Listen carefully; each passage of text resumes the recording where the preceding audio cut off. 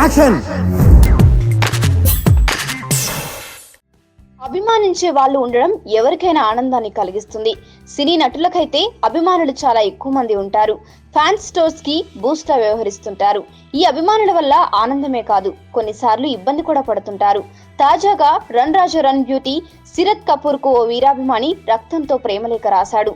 తన చేతిపై ఎస్ అని కత్తితో ఘాటుగా పెట్టుకున్నాడు.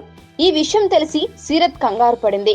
ఇలాంటి పనులు తనకిష్టం ఉండదని, ఎవరు ఇలా చెయ్యొద్దని సూచించింది.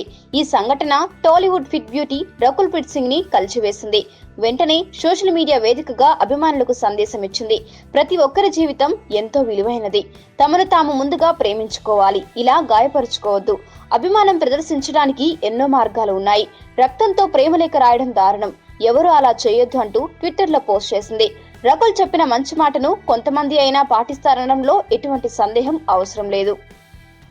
ఇటీవల ఊపిరి చిత్రాన్ని తీసి ప్రస్తుతం మహేష్ బాబుతో ఓ భారీ చిత్రాన్ని చేయడానికి రెడీ అవుతున్న ప్రముఖ దర్శకుడు వంశీ పైడిపల్లిపై ప్రముఖ నిర్మాత పీవీపీ సినిమా అధినేత ప్రసాద్ వి పొట్లూరి నిర్మాతల మండలికి ఫిర్యాదు చేశారు.